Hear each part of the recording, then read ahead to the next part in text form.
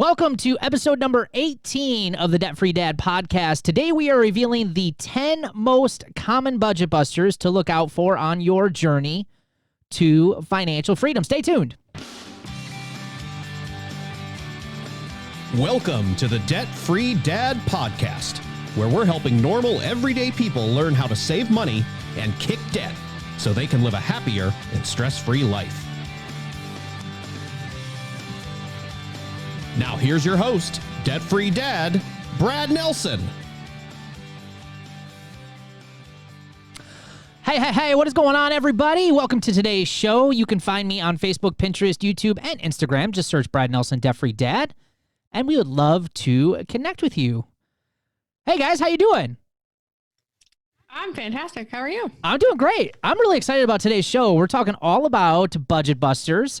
And as you guys know, budgeting is not easy. It takes time. It takes practice. We've been doing this for well over 10 years in our house, and there are still months that can catch us off guard. But I can say that with practice that we've definitely gotten better. So today we want to take some time and talk a little bit about these areas where I see, not only in our family, but also in other people's families and helping people with their personal finances, where some of these items come up and they tend to knock people off of their game plan and kind of mess up their budgets. And we want to kind of focus on these 10 big things. So I'm assuming you guys have experienced some budget busters in your life, right? Never. I've been a pro at this the whole time. All right. So let's talk about the first one. And this is probably, Amber, you know this as much as I do. You've been a part of the Roots community and helping us out here with Life Without Payments. And we ask this question a lot. You know, what do you think you overspend the most on? And I would say almost all the time. Every time I think the winner is always restaurants and coffee. Would you not? You obviously definitely agree. And it was for us as well. It still is. We still have to be very mindful of eating out, restaurants, all that stuff. Yeah. Well, not right now because we're right now in the middle of quarantine, which is pretty. We could still order in. Yeah, which we probably should have put a little asterisk on this before we started this, because this is like when we get back to normal. Like if you're stuck at home, you're like, I ain't spending any money going out to eat right now. When you get back to normal, you most certainly will. According to the U.S. Bureau of Labor statistics back in September of 2019, they said that the average family or household spends $3,459 a year on going out to eat. That comes out to $288 a month on going out to eat expenses. That's a lot of money. Yeah, I don't doubt it though. I think we were spending more when we first started. We first did our budget and went back and looked at how much money we were spending, that was definitely higher than that. Yeah, for us too. I mean, this is restaurants and coffee easily, and I would still say, yeah. I mean, I've at this point, I'm debt free, but that is still one of our monthly things we always look at. And we typically do our budget, and like Fridays every week is when we get paid. We put money in our envelopes, and sometimes by Sunday night, we're like, we don't have any money left to go out to eat. Yep. Yeah, absolutely. Yeah. So I mean, let's be clear about this. It's okay to go out to eat. It's just, this is an area where if you're not paying attention to where your money's going, I've seen some people uncover hundreds and hundreds, well over this $288 a month statistic. I've had some people come back to me and say that they were spending well over $1,000. I've even had a few individuals on a rare occasion say over $2,000 a month going out to eat. And obviously they're not just paying cash for that, they're putting it on credit cards. So it's okay to go out to eat. I think the goal here is just to come up with a reasonable number that allows you to reach your financial goals, allows you to still save up for an emergency fund, and allows you to still pay down some debt. But I mean, food is everywhere. I mean, it's everywhere. I can literally walk 2 blocks from my house and have access to 4 different restaurants and a convenience store. I mean, it's literally everywhere you go. So to think that you can cut this out completely is ludicrous. So you've got to come up with just more of a reasonable number. The next one is unplanned shopping. So listen to this statistic. The average American makes 3. This one kind of blew me away. The average American makes 3 impulsive purchases every week, or 156 per year, according to a recent one-poll study commissioned by Slick Deals. And it's estimated we will spend, check this out, over $300,000 in our lifetime on impulse purchases. So I did the math on this, guys. That means from the time you're a legal adult of 18 to 79 years old, which is the average life expectancy right now. I rounded up just a little bit on that one. That comes out to $4,687.50 a year on impulse purchases. That is a big number. Yeah, what are they buying? I don't know. But you just think about, you think about all the random stuff that you can buy. I mean, it's so easy just to, oh, you're in the store. Oh, I need this. Or you find, like, my wife's notorious for this, and she'll probably kick my butt for hanging her out to dry with this. But seriously, we'll be driving to a store and not even talking about what she finds in the store or anything. All of a sudden she gets in the store and she's like, she finds items that she just can't live without. And it's like, well, wait a minute. 5 minutes ago, you had no idea that thing even existed. Now you act like you can't even live without it. But that's that's a Costco run. Yeah. Definitely. Like, there's always something you need at Costco that you didn't know you needed before you walked in the door. So, okay, I can see the $4,000 now. Right.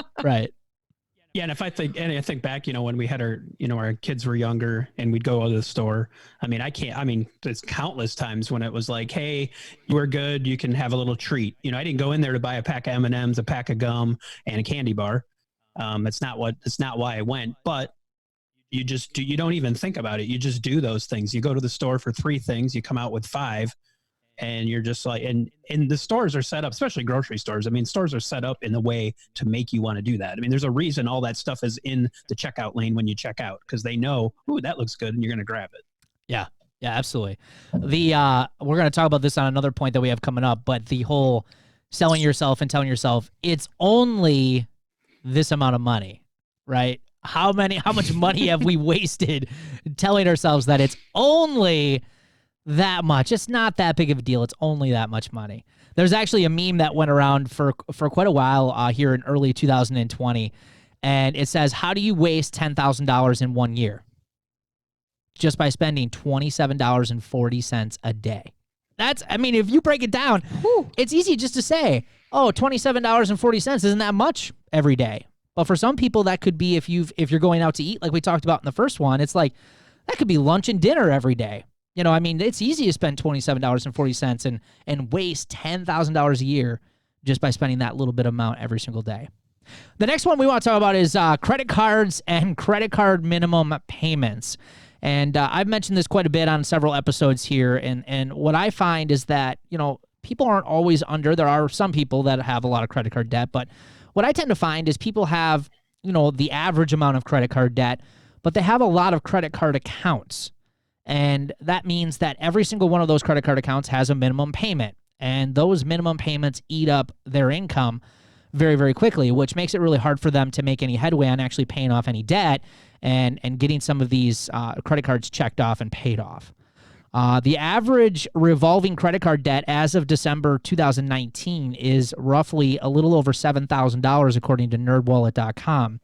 And they also say credit card interest adds up. They say U.S. households are carrying credit card debt from month to month.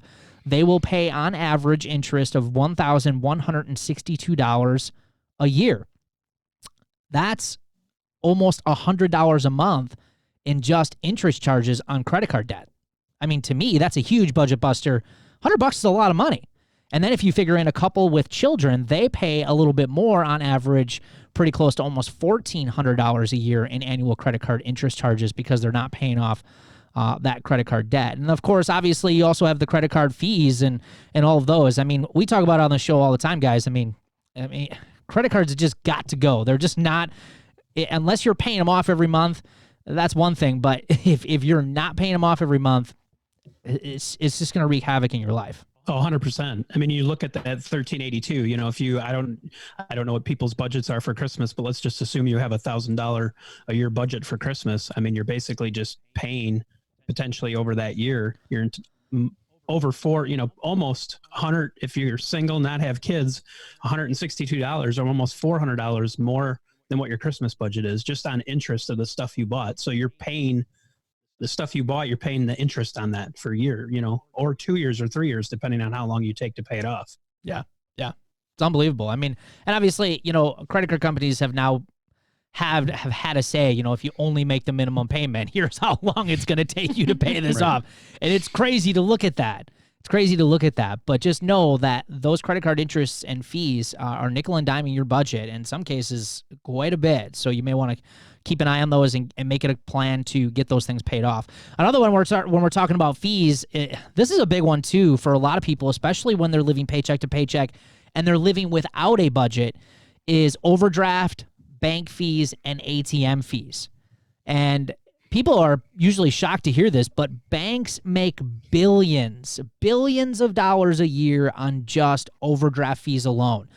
Overdraft fees are simply just overdrafting your checking account because you just don't have enough money in there.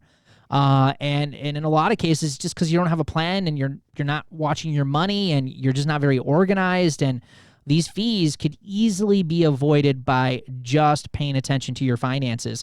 In fact, they also say that 58% of the surveyed banks that charge overdraft fees indicated that they also charge continuous overdraft fees for accounts that remain negative for several days. What does this mean? This means that $8 McDonald's value meal that you needed could end up costing you tons of money in overdraft fees because you swiped the card and caused another bill to bounce, and it didn't get paid. And in fact, my wife tells a story often where she ordered some flowers for somebody just to be nice, and that bouquet of flowers, when she was broke, ended up costing her several hundreds of dollars in overdraft fees because she didn't have the money. And when she spent that money on those flowers, it caused all of this other domino effect to happen where she wasn't able to cover the bills that she had sent out checks for. Even those little bank fees, the $1.50, the 50 cents. I always used to say, oh, that's okay. I could use a different bank machine. They're just going to charge me. It's only $1. So like you said earlier, it's only this much. It's okay. I can spend that. I would say that about those bank fees all the time. I couldn't imagine going back and looking at how much I actually just let only that go through. Yeah. I'm the same way. When I was in my early 20s, I still remember I was working for a sign company. And I remember going to an ATM, and back then I just didn't care. So immature and stupid. But I literally would pay, not kidding, $5 ATM fee to get out like $50. Like, stupid. I mean, that's like that's a 10% charge on that money. That is unbelievably dumb. Now, back in the day when I was doing this, they didn't have what they have today where you could go buy just a few things at a store and get the money, and get like a cash withdrawal with that purchase, right? They didn't have that stuff going on back then. So I just paid it because I didn't have any money. And I did that over and over and over again. So I'm with you, Amber. I can't even tell you how many stupid fees I paid back in my early 20s. All right, let's talk about phones and phone plans. These things are expensive. I mean, you look at some of these, especially if you got a family. And Ryan, maybe you could talk a little bit about this. I don't know if your kids have phones or how that all works for you guys or what you guys are spending, but our kids aren't old enough just yet. I mean, my oldest son, Noah, just turned 10 about 4 months ago, so it'll be a little bit before he gets a phone. But when I look at people's budgets when I'm doing one-on-one coaching calls, it's not uncommon for me to see, on the high end, sometimes $300 to $400 a month going out to some of these phone bills, and not only just the phones, or I'm sorry, the bill and the service itself, but for the phones themselves, because obviously if you've got the latest and greatest phone, you're also making that monthly kind of payment on that phone as well. And if you have 3 or 4 of these going on, it gets pretty expensive pretty quick. It's not cheap. There's no doubt about it. I mean, all of our kids have phones, so we've got a family of 5. I don't have a personal phone, but the other, obviously we've got 4 phones. And yeah, so you're looking at it with all phones paid, not including, like, we're not making payments on phones. I mean, our bill is right around $200 a month just for the phone bill. So if we had 4, if we wanted to keep up to the latest and greatest, I mean, you're probably looking at $40 to $50 a month payment on each phone. So we could easily be looking at, $400 to $500 a month on a phone bill if everybody's keeping up with the latest and greatest. And and we used to do that. I mean, bottom line, we used to, just upgrade our phone. Hey, 2 years is up. Let's get the new one. And you don't have to pay interest on the phone. So it's a good deal. Yeah. So you just pay every month the amount of the phone, but it can get very, very expensive. Yeah, and the phones, kind of like what we talked about in the car episode, phones aren't getting any cheaper. They just keep getting more and more expensive. It's almost like to the point where we are an Apple family, and we have all Apple products, and it's like you look at the latest iPhones, it's like I can buy a freaking computer, an Apple computer laptop for the amount that they're charging now for some of these iPhones, and that's not going away anytime soon. And that's the other thing you gotta keep in mind too. When we look at the depreciation of these phones aren't going up in value, they're going down in value. And if you're constantly putting a good chunk of your money every single month into one of these phones, that's not a really good plan either. So maybe looking at possibly upgrading, but maybe upgrading to a later model, not necessarily the newer model. We're going to be back with the next 5 budget busters after the break here. Stay tuned. Hey, if you love planners, this is for you. Do you know why planners frustrate me, though? Because they only get it half right. Now, sure, they're really fancy at helping you manage your time, which is really important, obviously, but where they get it wrong is money. Now, I believe that there are 2 important resources that you need to have control of in your life to have success.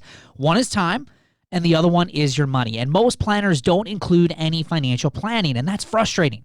Things like keeping track of paydays and when bills are due, spending habits, yearly expenses, budgets, cash flow planning, debt elimination plans, goal planning. These things are a real pain in the butt because then you have to create your own. And who has time for all that? So instead, what happens for most of us? Nothing. We tend to ignore our finances even more, and things only get worse. Well, that can all end today. I am so excited to announce the release of my brand new, totally awesome debt freedom planner here this year. Now, before you say, Brad, I already have a planner. Now, I'm going to here to tell you that this is not an ordinary day planner. This debt freedom planner is a companion tool that works with your day planner to help you save more money, pay off debt, and melt away financial stress. This is the tool that we've all been waiting for. Also, if you're not a paper person, maybe you love spreadsheets or electronic versions, we've got a digital version available to you as well. So head on over to the realdebtfreedad.com, click on the Debt Freedom Planner in the menu at the top of the page, get all those details, and order your very own Debt Freedom Planner today.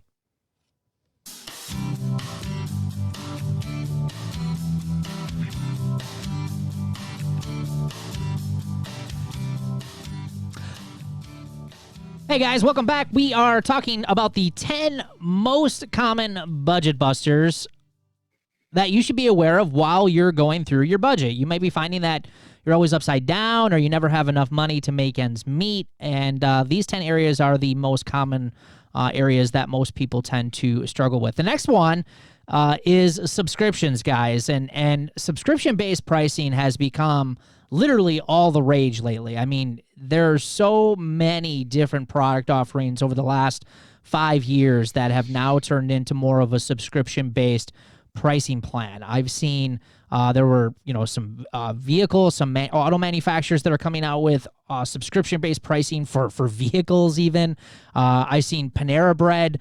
They came out with a subscription-based price for their coffee. I saw a subscription for pickles even. I mean, there's all of these different plans, the Dollar Shave Club, like just all of these different plans out there that are low cost, but it kind of goes back to that mentality of it's only. And these low cost subscriptions can definitely bleed your bank account. There's no question. Oh, they still do. I just recently cut out a couple of them because I'm like, why am I paying for these? I'll add them. It sounds like, oh, yes, I'll use that. And then I go a week and they're 2 weeks and then I stop using it and forget to cancel. So that's something that watch your bank account because seriously, they add up. Yeah. $9.99, $7.99, they add up. Yeah, absolutely. And I think, for the low cost, it's easy to mentally sell yourself on that. Again, it's only, I'll use it, I'll get some value out of it, but then month after month goes by and you're still not using it. They give you a third, in a lot of cases, they give you that free trial for a reason. They know that there's a good chance, like me, that I'm not canceling it or I'm going to forget, even if you only forget a month, in some cases I've done subscriptions where it's like you sign up for something to get access to it and you look and you're like, oh, $99. And now you just paid $99 for this thing for the year. You didn't even really want it, but now they got your money. So I've done that. I can't even count how many times I've done that. The ones that always have caught me off guard, even to today, are some of the app subscriptions. There were a couple apps that I've really liked based on kind of where I was and what I was doing, and there were yearly or annual subscriptions though. So the following year, all of a sudden I'd go through our bank account, and all of a sudden I see a transaction for a charge from. I was like, "What is this?"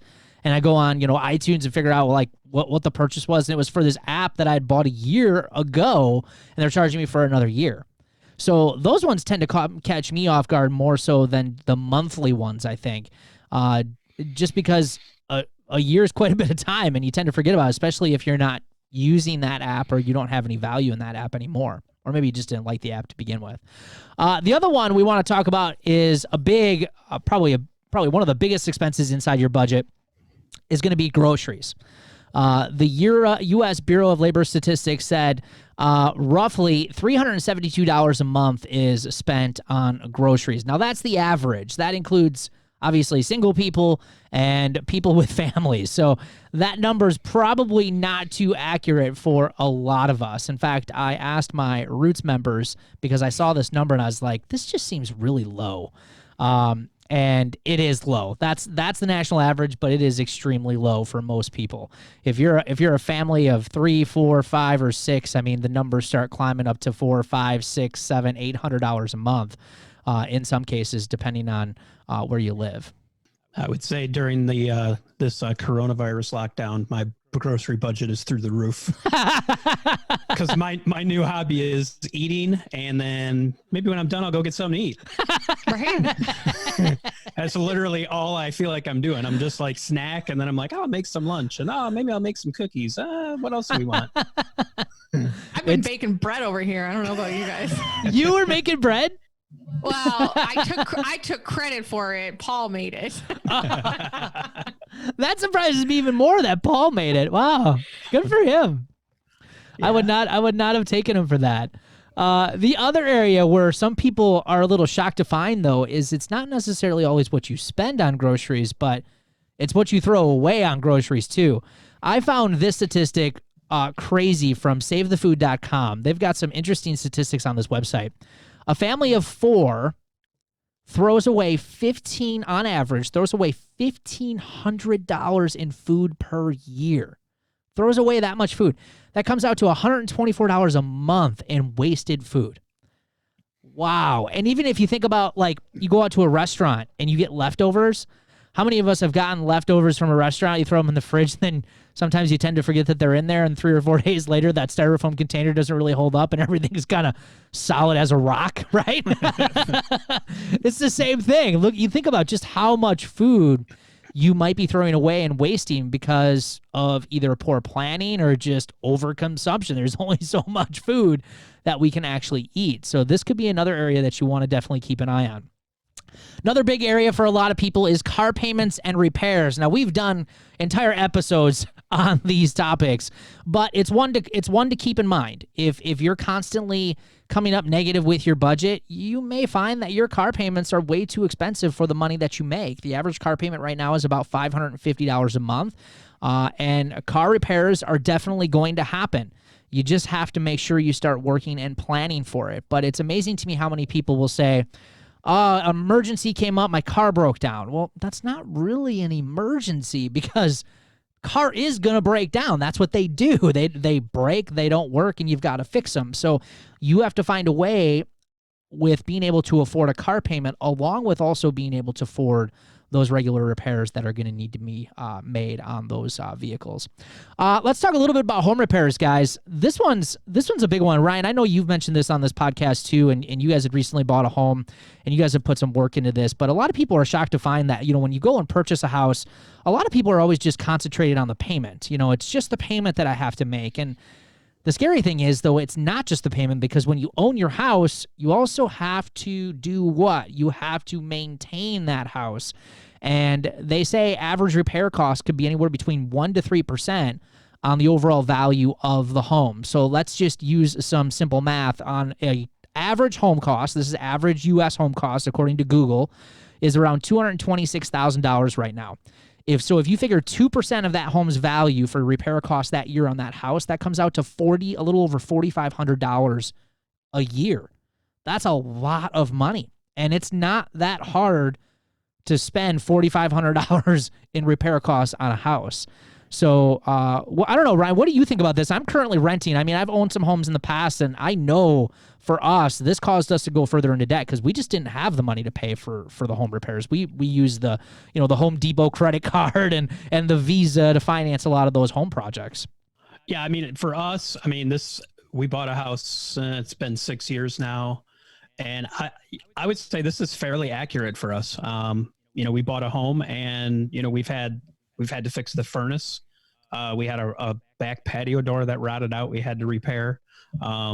We just had the water heater replaced this year because it just started leaking. I think in a lot of ways you can, with a car, maybe you can kind of like ignore a problem and maybe get some use out of it. But when your water heater's broke, nobody's taking a shower, at least not in hot water.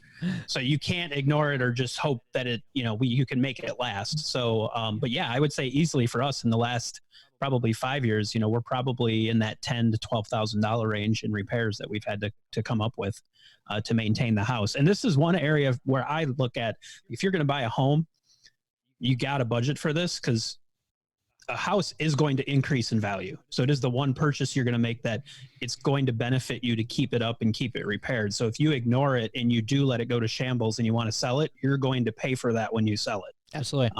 And so that's just for me personally, this is one area you really got to make sure you're budgeting for is keeping up your home. Next and last area, unless Amber, you're going to share Amber's got a bonus tip for you all that I did not include in these. So she's gonna give us a bonus tip after this one. But the last one is medical bills, and this one's tough because here in the United States, Amber, some people might consider you guys lucky up in Canada, and you maybe share a little bit of your maybe viewpoint on that. But here in the United States, just the health insurance and medical costs is just crazy right now, and this is, in my opinion, probably the one debt that you just can't avoid. At some point in your life, you're going to have medical bills. It's going to happen. Like, a couple years ago, 3 years ago, my wife had emergency gallbladder surgery and she had medical bills. We had to pay them. Now, luckily, we had a sizable savings and it took us a few months to kind of make it all work and get it all paid off. But it's going to happen. We had a daughter who had complications during her birth, and we literally spent all of 2019 taking care of those bills and getting all of those things paid off. I mean, medical bills are going to happen. But here's what I can tell you. A lot of people say, well, I'll never be able to get out of debt because of medical bills, or medical bills are just going to keep me down. And yeah, I mean, in some cases, I can see the argument. But at the same time, if you've got a good plan, if you're got a good emergency fund, if you have less debt and payments, if you're not crazy deep in car payments and all this other stuff, when those medical emergencies do hit, having a good financial plan allows you to bend without breaking. We've been through some pretty crappy times when it came to medical bills, and they're not fun to pay. It's so frustrating opening up some of those statements and seeing some of those numbers. It's unbelievable what they charge. But at the same time, we were able to make it work, get them all taken care of, and it's done and it's over with now. And we were able to bounce back very, very quickly from some of those big major events. But when you don't have a plan, those medical bills can hang out for a long time. They can go into collections, and they can make your life pretty miserable. So make sure you just got a good plan for some of that stuff. But I think, too, it's important. I mean, you kind of, when we talk about medical bills and then medical emergencies, and I think, from a medical bill. So what you don't want to do, and this is what we used to do, we would be like, oh, we had to pay all these medical bills. And it was like stuff that if you're going to have kids, you got to know they're going to have to go to the doctor. So them getting sick and getting the flu and having to go to the doctor isn't necessarily like an emergency. And if you're putting that on a credit card, it's because you're not budgeting for that family. Or if your wife is pregnant and expecting a baby, planning a family is part of budgeting. So you are going to have a bill from the hospital for having that baby. So you should have a plan to pay for it. That's not necessarily an emergency. So I think there is a difference for people to understand that when people, and I used to do this, like, oh, all these medical bills, but majority of those were bills and not a medical emergency that I had no choice. Yeah, that's a good point. When we had our daughter Avery, we worked really close with the hospital and sat down with the finance department, and they actually gave us real quotes for the labor, the delivery. And obviously they had said, this is just if everything goes right. And unfortunately, in our situation, it didn't go right and ended up being way more than they ever said it was going to be. But we did have that money pre-set aside for all of those bills. So we did budget for it very early on, very much like Ryan just explained. So you're absolutely right. There is definitely a difference between that emergency and just those regular bills, for sure. All right, Amber. Hey, the floor is yours. What is your extra tip that you want to share? And I have a feeling this is probably more a personal thing for Amber. It might be, but a budget buster for us has been travel. Just unplanned, not planned out properly, or that impulse. Oh, somebody just went on a nice, hot, warm tropical holiday. Let's book that. Yep. So it's that unplanned budget buster that we have run into. Oh yeah. You're from Canada and I think you're about 8 hours north of me, but we still get the same type of weather. So I not as much snow. Holy Lord, not as much snow. It's almost gone. Yeah, right. It's almost gone. It's mid-April. But at the same time, I understand that pain. When it's cold and you're seeing some of your friends and family down, going to Jamaica or going to Mexico, it's really hard. Especially when you're debt-free and you do have a savings account. It's like, we could just use a little bit of that emergency fund to take a vacation. It's so easy to talk yourself into that. Absolutely. Yep. That's a good point. Yeah, and so I'm totally on board with Amber. When we had kids, we got bit by the Disney bug when they were younger, and there were multiple. I wouldn't say hey, we're leaving tomorrow, but it was definitely, we had no business booking it or going, but it was more impulsive. Man, we should really do that. Yeah, let's do it. And we would just book it because we want to have that experience again. Hey, what's this I see? I thought this was a party. Let's dance.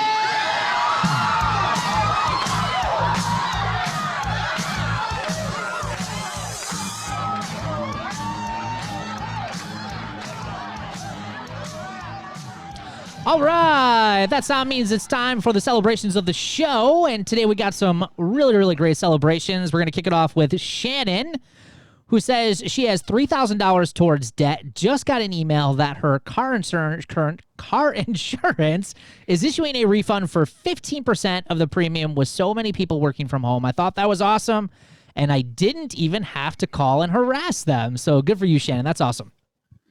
And Christy Wright, $3,300 towards paying off her car. Wow, that's impressive. Good for you, Christy. Christina Malmberg, staying on course and paid $1,200 extra of debt this week. So many times I wanted to give into old online shopping habits because it's truly a coping addiction. It doesn't help any since I've had so much bonus money being dropped in my bank. You truly do need a solid why in times like this, as it's the only thing keeping me on course. Yeah. Wow. There is so much wrapped up in that little celebration right there. Yep. But awesome for her. Great job, Christina. And she just gave us an update since, I think it was October, the last 5 months or so. She has now paid off well over $10,000 in debt now. Just huge accomplishment. Just amazing for her. So that's awesome. Mary Southard paid $298.42 more towards debt, and credit card is paid off. Good for you. Congratulations. And Tiana Swanson added $500 to her savings account and paid all of May's bills. Commission was deposited and paid $634 to medical bills. Way awesome. To go. Yep. Way to go, Tiana. Now, Denise Day paid off the truck this week. Done. Now I can snowball for the last item other than the mortgage, which is the family car. I am one bill away from flexibility other than my mortgage, and that is so reasonable. Less than $800 a month. I feel so grateful. So close. So close. Yep, absolutely. Yep. And nothing drives like that paid for car. There's nothing like it. That is awesome. Congratulations to you, Denise. All right, everyone. Thanks for hanging out with us for the show today. Remember, just keep an eye on those budget busters as you're working out your monthly budgets. And hey, we love your feedback, and it also helps us grow our podcast. So please leave us an honest review on Apple Podcasts. We read every single one of those. And as you know, the Debt Free Dad podcast is here to help you live a happier and stress-free financial life. So if you know someone who could benefit from our show, please give us a share. We appreciate you guys tuning in, and we will see you on an upcoming episode. Take care. Thanks for listening to the Debt Free Dad podcast. For more free resources to kick debt and financial stress, head over to therealdebtfreedad.com.